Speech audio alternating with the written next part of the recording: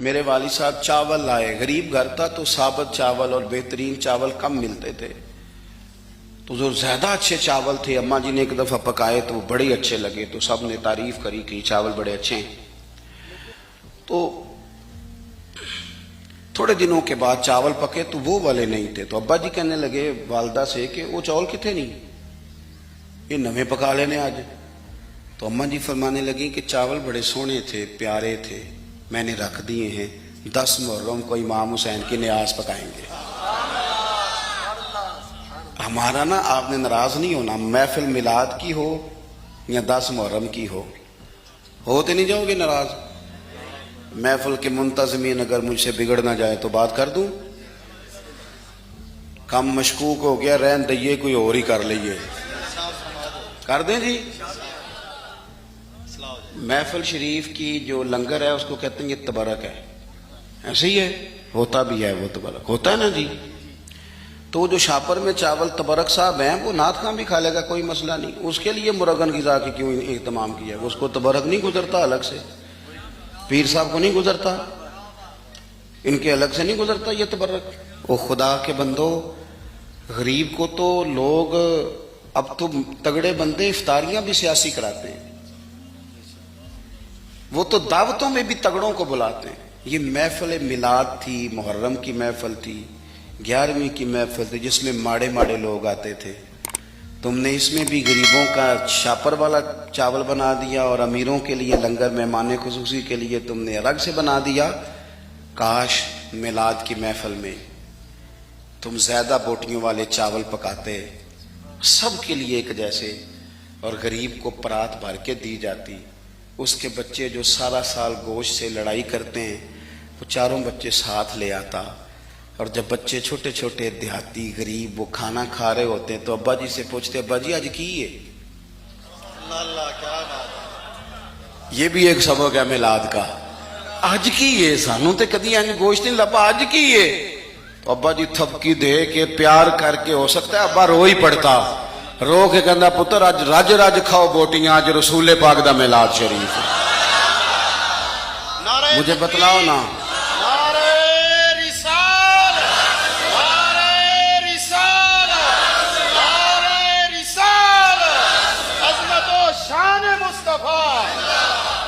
دیکھو نا، میں آپ بڑا اہتمام کیا آپ نے، آپ بڑے پیارے لوگ ہیں، پر میری ڈیوٹی لگائی ہے نا آج آپ نے سمجھانے کی۔ دیکھو بچے کے ولیمے پر جس ترتیب سے محنت کر کے ہم لنگر کا بندوبست کرتے ہیں، ڈھونڈ کے نائی، ڈھونڈ کے کسائی، ڈھونڈ کے، امام حسین کے نیاز پہ بھی اسی طرح ہی کرتے ہو، میلاد پہ بھی اسی طرح ہی کرتے ہو، یہی کام کرتے ہو۔ ایک مثال اور دیتا ہوں، میں نے اپنے ماں باپ سے سیکھا یہ ادب، اور وہ پڑھے لکھے نہیں تھے، سادہ تھے۔ میری اماں جی مجھے کہتی محرم والے دن کہ جا مینو نا ٹوٹیاں لیا دے، میں کھیر ونڈنی ہے۔ ٹوٹیاں دا پتا جے؟ چلو شکر ہے تسی کافی بندے پینڈو نکل آئے ہو، ورنہ تو لوگ مانتے نہیں کیسی پینڈو ہوں۔ ٹوٹیاں لا دو، تو مینو ذرا سائیکل تے جانا پیندا سی 2-3 کلومیٹر، تو میں کہتا اماں جی میں پوچھے استاداں نو، ختم پرات وچ بھی ہو جاتا ہے، آپ دلا لیں ہو جاتا ہے، پلیٹوں میں بھی مطلب کوئی مسئلہ نہیں۔ اماں جی کہندے تو نا اپنے مسئلے رکھ اپنے کول، میں نے ٹوٹیاں لے آ کے دے، تو وہ چلے جاتا۔ ایک دن میں تھوڑا سا نا تنگ ہو کے بھی گیا، یار حد ہو گئی ہے، اماں جی مسئلہ سمجھتی نہیں، میں اتنے بڑے مفتیوں کا قول سنا رہا ہوں۔ امام اعظم ابو حنیفہ کی والدہ، امام صاحب کے ایک شاگرد تھے، وہ واعظ تھے، بڑی زبردست تقریر کرتے تھے۔ امام صاحب کی ماں کہتی جاؤ مجھے اس سے مسئلہ پوچھ کے بتاؤ، تو امام صاحب کہتے اماں مجھ سے مسئلہ پوچھ لے، تو ماں کہتی تو بچہ ہے، ماں کے لیے تو بچہ ہی تھے نا، وہ اس سے مسئلہ پوچھیں۔ تو حضرت امام صاحب اپنی والدہ کا وہ استفتاء سمجھیں لے کے اس شاگرد کے پاس جاتے، مسئلہ کہتا استاد جی مجھے تو نہیں نا مسئلے آتے، آپ بتائیں۔ تو امام صاحب کہتے میری اماں تیرے نام پہ مطمئن ہوتی ہے، یہ احترام دیکھو۔ فرماتے اچھا میں تجھے اس سوال کا جواب بتاتا ہوں، پھر تو مجھے بتا، اور پھر میں اپنی اماں کو جا کے بتاؤں گا، تاکہ میری بوڑھی ماں سادی طبیعت ہے وہ ذرا اطمینان میں آ جائے گی۔ وہ میری اماں جی مجھے کہنے لگی ٹوٹیاں تے لے آنیاں ہی پینیاں، میں چلا گیا لے کے آیا، لا کے میں نے پیش کر دی. تو میں نا اس دن تھوڑا سا میں نے پوچھا گھبرا کے, میں کہ اماں جی بس نے ٹھوٹیاں دی ایڈی لوڑ کا دیے, بغیر ٹھوٹیاں تو نہیں امام حسین دے نام دی کھیر ونڈی جاندی, ضرورت کی ہے؟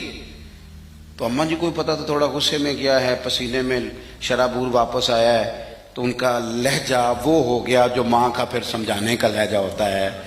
مجھے تھپکی دی, 10 روپے بھی اضافی دیے خرچے کے, اور ساتھ کہنے لگی پتر ویکھے نا حضور دی اولاد دے نام تے کسے نو کھیر دینی, پھر انہوں آخنا ساڈا پانڈا دے کے جا. نبی پاک دی اولاد دے نام تے جو دے چھڑیا سو دے چھڑیا, ختم ہو گئی بات, ختم ہو گیا. اب اسے کہنا برتن دے کے جا. اس لیے پلیٹیں بھی جائیں یہ حضور کی اولاد کے نام کا لنگر. تیری نسل پاک میں ہے بچہ بچہ نور کا, تو ہے عین نور تیرا سب گھرانہ نور کا. تو ایک تو ان سے والہانہ پن. پانچویں اور آخری بات, اپنے بزرگوں کے صرف دن نہیں منانے. دین صرف منانے نہیں آیا دنیا میں, دین تو اپنانے کے لیے آیا ہے. ہم نے نیرے دن نہیں منانے, نیرا اپنا سند ہی مضبوط نہیں کرنی, احترام بھی کرنا ہے حد درجے, لیکن جو ان کی سوچ ہے, جو ان کی فکر ہے, جو ان کا مزاج ہے.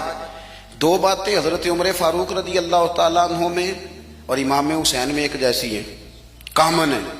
ایک تو ان دونوں کا مسلح سے پیار. 100 رکعت نماز نفل پڑھتے تھے حضرت سیدنا امام حسن اور حسین فرضوں کے علاوہ. جو 5 بھی پوری نہیں پڑھتا وہ کہتا ہے مجھ سے بڑا امام حسین کا محب بھی کوئی نہیں. 5 آپ دیکھیں نا, 9-10 محرم کی درمیانی رات یزید کی فوجوں نے جب کہا کہ حسین یا جنگ یا بیعت 2 ہی باتیں, تو امام حسین رضی اللہ تعالیٰ عنہ فرمانے لگے ایک رات کی مہلت دے دو, صبح بات کریں گے. وہ چلے گئے. حضرت عباس رضی اللہ تعالیٰ عنہ عرض گزار ہوئے, حضور جو فیصلہ آپ نے صبح کرنا ہے مجھے تو ابھی اس کا پتہ ہے, بیعت تو آپ نے کرنا نہیں. تو آپ یہ سوچیں گے پتہ نہیں کوئی گنجائش نکالنے لگے ہیں, یہ عجیب سے لوگ ہیں, آپ نے رات کیوں لی؟ تو امام حسین فرمانے لگے عباس تیرا کیا خیال ہے, میں نے سوچنے کے لیے رات لی ہے. حضور کس لیے؟ تو فرمانے لگے تجھے پتہ ہے نا مجھے مسلح سے بڑا پیار ہے, تجھے پتہ ہے نا مجھے اللہ کی بارگاہ میں سجدہ کرنا کتنا سکون دیتا ہے. صبح میدان لگے گا, امید شہادت کی ہے, میرا دل کرتا ہے کہ رات رہ گئی ہے, رج رج کے اپنے رب کو سجدہ نہ کر لوں. امام علی مقام کے ماننے والوں کا سجدے سے پیار کیوں نہیں؟ عبادت ہم یقین کریں 1.5 گھنٹے کی باتیں, نہیں گپ شپ, کوئی لینا دینا نہیں. یہ کون صاحب ہے؟ کہتے ہیں یہ درویش ہوتے ہیں. اچھا جناب, درویش صاحب 1.5-2 گھنٹے گپ شپ لگائی, ادھر کی ادھر کی, فلانے کی اس کی اس کی کہانیاں سنائی. نماز کا ٹائم ہوا تو کہتے مولویوں کا کام ہے. خدا سے ڈر. تو کس طرح کے لوگوں کی طرف ہم نے توجہ کر لی ہے. حضرت فاروق اعظم, حضرت عثمان غنی نے نا حضرت عمر کے وصال کے بعد ان کی ایک بیوہ سے نکاح کیا. خاتون عرض کرنے لگی حضور میں تو بڑھاپے کی طرف میرا سفر ہے, کسی خدمت کے قابل نہیں, تو میرے ساتھ نکاح سمجھ میں نہیں آیا. فرمانے لگے خدمت کے لیے نکاح نہیں کیا, میں عمر کی عبادت سے بڑا متاثر ہوں. اتنی محنت, اتنی جد و جہد, اتنی خلافت کی پابندیاں, اتنے کام کے باوجود مسلح پہ بیٹھتے ہیں تو مزہ آ جاتا ہے. فرمانے لگے میں نے انہیں مسجد میں رج کے سجدے کرتے دیکھا ہے.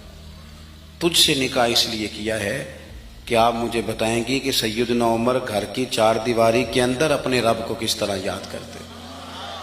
مجھے بتائیں یہ سجدوں سے دلچسپی, عبادتوں کا شوق, تلاوتوں کی لذت, درود و سلام کا ذائقہ, ہماری نا روحانی زندگی موبائل نے بڑی بے آباد کر دی ہے. 10 منٹ ملے نہیں تو موبائل کھولا نہیں. جو سب سے ضروری اور اہم کام تھا وہ تو یہ تھا کہ 10 منٹ ملتے تھے صحابہ کو, وہ نفل نیند لیتے تھے. اللہ کے ولی درویش وہ اللہ اللہ کرنے کو ترجیح دیتے تھے. مزاج نہیں. ایک تو یہ بات اچھی طرح باندھ لیں امام علی مقام سے محبت کرنے سیدنا فاروق اعظم سے. اور دوسری بات یہ کہ باطل سے کبھی سمجھوتا نہیں, باطل کے لیے گنجائش نہیں. ہم مختلف حکمتیں, مختلف مصلحتیں, مختلف کہانیاں چھیڑ کے باطل کے لیے گنجائش پیدا کرتے ہیں. یہ آپ دیکھ لیں ہمارے ملک میں کیا ہو رہا ہے. وہ ایک دوست آئے تھے میرے پاس جمعے سے 4-5 دن پہلے, بزرگ بندے کبھی کبھی آ جاتے ہیں, تو مینوں کہنے لگے پیر صاحب میں بھلا کی ہو رہا ملک وچ. میں کہا جی سب دے سامنے ہی ہے. فرمان لگا جدوں بچپن چ کھیڈی دا سی نا تے کھیڈ دا ہار جیت دا نتیجہ نہ منن دا ارادہ ہوندا سی تے ادوں آکھیدا نہیں دوبارہ کرو تساں رود ماریا ہے. کہتے نہیں یہی کچھ ہو رہا ہے صبح و شام. اور آپ دیکھیں مذاق اتنا زیادہ ہے. اب تو باہر کے ممالک ہمیں کہتے ہیں کہ کس طرح کے لوگ ہو تم, صرف مذاق نہیں کسی کے ساتھ ہو رہا ہوتا, صبح و شام مذاق ہو رہا ہے. حد ہو گئی. یعنی ایک بندہ اٹھا, اس نے کہا میں ہر بندے کو روٹی کپڑا اور مکان دوں گا, اس پر اس نے حکومت قائم کر لی. ہوئی کہ نہیں آپ کے ملک میں؟ پھر دیا اس نے سب کو روٹی کپڑا اور مکان. پھر ایک اٹھا تو اس نے کہا قرض اتارو ملک سنوارو. لوگوں نے, عورتوں نے, خواتین نے, بچوں نے اپنے کانوں سے اتار اتار کے بالیاں بیویوں نے دے دی. پھر اتر گیا قرضہ ملک کا. پھر ایک تیسرے صاحب آ گئے, کہا میں کرپشن ختم کر دوں گا. پھر کرپشن زیادہ لوگوں کو ٹکٹیں دے دی, ان کو منسٹر بنا دیا. بیچاری قوم تو تمہارے جھوٹے سچے نعروں کے پیچھے لگ جاتی ہے, لیکن رب کریم کی بارگاہ کو کیا جواب دو. میرے پاس آپ یقین کریں لوگ آتے ہیں ہمارے پاس نا, خانقاہوں, آستانوں, مساجد میں لوگ نیک آدمی سمجھ کے آ جاتے ہیں دعا کرانے. وہ پھر اپنا دکھ بھی سنا کے جاتے ہیں, لوگوں کی تکلیفیں سنی نہیں جاتی. یہ جتنے سیاسی تبصرے ہیں یہ اسی والے کمروں کے ہیں, امیر پیروں کا, وزیروں کا, تگڑے لوگوں کا. عوام سے گیپ زیادہ ہو گیا ہے. عام آدمی کی دکھ نہیں سمجھ پا رہے ہم. لوگ غربت کی سطح سے نیچے زندگی گزار رہے ہیں. یار حد ہو گئی نا کہ ہم اس ملک میں رہتے ہیں جس میں ڈھیروں لوگ ایسے ہیں جنہیں صاف پانی نہیں ملتا پینے کا. صاف پانی کچھ نہیں, صاف پانی مل جائے. میں اور آپ اس ملک میں رہتے ہیں. اچھا ایک طرف حال یہ ہے کہ نئے ماڈل کا موبائل آئے تو ملتا نہیں مارکیٹ میں, پرانا مل جاتا ہے. یہ امیروں کی چاہتے ہیں. گاڑی 3-4-5 لاکھ روپیہ زیادہ دے کے بک کرا لیں گے, چاہیے مجھے ذرا 2 مہینے پہلے. دوسری طرف حال یہ ہے, میں کبھی کبھی وقت نکال کے سرکاری اسپتالوں میں جاتا ہوں. کچھ مریض ایسے ہوتے ہیں جنہیں تسلی بھی دے دی جائے تو ان کا فائدہ ہو جاتا ہے. آپ کبھی حال دیکھیں جا کے, لوگوں کو ویل چیئر پہ بٹھا کے ڈرپ لگا دیا ڈاکٹر نے. ڈاکٹر کیا کرے, بیڈ ہی کوئی نہیں. اس طرح بھی کبھی ہوتا ہے. کوئی والی وارث نہیں قوم کا. یعنی جن لوگوں کو بیمار ہوں تو لیٹنے کو جگہ نہ ملے, اس قوم کے لوگ جھنڈے لگائیں اور وزیروں کے نعرے لگائیں, اور جناب اور جتنا پیسہ تم الیکشن پہ لگاتے ہو نا, اس کے کتنے کتنے بڑے اسپتال بن جاتے. لیکن مزاج نہیں, طبیعت نہیں. حضرت امام حسن میں, سیدنا عمر فاروق میں یہ بات کامن تھی کہ باطل کے ساتھ کبھی صلح. یہ ہم نے غلط لوگوں کو سپورٹ کر کر کے باطل کو عروج دیا ہے, کبھی صلح نہیں. انہوں نے کہا جو باطل ہوتا ہے وہ بہرحال باطل ہوتا ہے. یزید اگر باطل ہے تو بڑی حکمتیں تھیں امام حسین کے سامنے, بڑا کچھ ہو سکتا تھا. چلو باہر نکلتے ہیں, ذرا لوگ کٹے. ہمیں بھی لوگ کہتے ہیں آپ سیاسی بات نہ کیا کریں, وہ بعض لوگ مختلف جماعتوں کے آئے بیٹھے ہوتے ہیں تو فلان ہو جاتا ہے. تو میں نے کہا کیا ہو جائے گا, کیا بات کرتے ہیں آپ, کیا حیثیت ہے ہماری. نہیں کوئی ہم سے دلچسپی لیتا تو نہ لے, ہماری جو ڈیوٹی ہے وہ اذان بھی پوری نہ پڑے, وہ بھی دیکھ کر پڑے کہ فلانا بندہ ناراض نہ ہو جائے. جس کی طبیعت میں جو آتا ہے وہ کرے.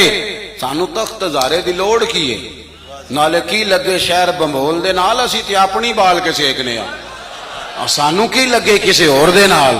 کروں مدح اہل دول رضا, اور پڑے نہ اس بلا میں میری بلا. میں تو گدا ہوں اپنے کریم کا, میرا دین کوئی پارا نہ نہیں. یہ کیا بات ہوئی کہ آپ سچی بات ہی نہ کریں. آپ غور کریں میں کیا عرض کر رہا ہوں. غریب لوٹتے رہیں اور آپ کہیں کہ جناب وہ فلانا بندہ کہے گا میں سیاسی جماعت کا تھا, آپ نے بات کر دی. ہو جو جس جماعت کا ہوتا ہے, لیکن حق بہرحال حق ہی ہوتا ہے. یہی بات امام حسین کے سامنے آئی. بچوں عورتیں ساتھ ہوں تو لوگ تو ویسے ہی کہہ دیتے ہیں میرے ساتھ زنانہ ساتھ ہے, ورنہ میں تجھے بتا دیتا. لیکن امام حسین نے نہ عورتوں کا ساتھ دیکھا, نہ بچوں کی بھوک دیکھی, نہ تکلیف دیکھی. انہوں نے بتایا کہ جب باطل کے سامنے ڈٹنا ہے تو نتیجے کی پرواہ کیے بغیر ڈٹنا ہے. جو لوگ کام کرنے والے ہوتے ہیں وہ رزلٹ نہیں دیکھتے کیا نکلے گا, رزلٹ تو یہ نکلا کہ امام حسین شہید ہو گئے اور پھر 3-4 سال یزید حکومت بھی کر گیا، لیکن قیامت تک کے لیے اس کا نام ذلت کا باعث بن گیا۔ اور انسان کو بیدار تو ہو لینے دو، ہر شخص پکارے گا ہمارے ہیں حسین، اب بیدار تو ہو لے۔ امام حسین کا نام سرحد بن جائے باطل سے لڑنے کی، تو مہربانی کریں، ہو سکتا ہے آپ اکیلے ہوں پورے گھر میں، لیکن آپ ڈٹنا سیکھیں، سچ کہنا سیکھیں، بات صحیح کرنی سیکھیں، کام پہ نہیں، ڈرے نہیں۔ کوئی جب اللہ تعالیٰ ساتھ ہو پھر کوئی بندہ کسی کا کیا بگاڑ سکتا ہے؟ سچ پر کھڑے ہونا سیکھیں، سچ پر۔ اللہ کے بندوں کا پیار اپنے دل میں بٹھائیں۔ اگر یہ حکومتیں، یہ سارا کچھ درست ہو جائے تو آپ یقین کریں قوم آسودگی میں آ جائے۔ پھر سے اپنی ساری تقریر کو دہراتا ہوں، سب سے پہلے تو بڑوں کی عزت کریں، اہل فضل کی توقیر میں کبھی کمی نہ کریں، اپنے اسلاف سے اپنے آپ کو جوڑ کے رکھیں، کبھی بھی اس سے پیچھے نہ ہٹیں۔ امام حسن ہوں، امام حسین ہوں، حضور کے خلفائے راشدین ہوں، عشرہ مبشرہ ہوں، ان سے شوق والا پیار کریں، چھلکے ان کا پیار، اور پھر اپنی عبادت پر خاص توجہ دیں۔ مصلی آباد ہو تو رب کی مدد آتی ہے، روح سکون میں رہتی ہے۔ اور آخری بات یہ کہ کھڑا ہونا بھی سیکھیں، ڈٹنا بھی۔ اللہ کی مدد ڈٹنے کے بعد آتی ہے۔ ان الذین قالوا ربنا اللہ ثم استقاموا، ڈٹ گئے، پہلے وہ ڈٹے، تتنزل علیہم الملائکہ، پھر اللہ نے مدد کے لیے فرشتے نازل کیے۔ پہلے ڈٹیں گے پھر مدد آئے گی۔ اللہ تعالیٰ مجھے اور آپ کو عمل کی توفیق عطا کرے۔ آخر دعوانا الحمدللہ رب العالمین۔ بس دعا جی، شاہ صاحب دعا۔ اللہم صلی علی سیدنا مولانا محمد معدن الجود والکرم وآلہ وصحبہ وبارک۔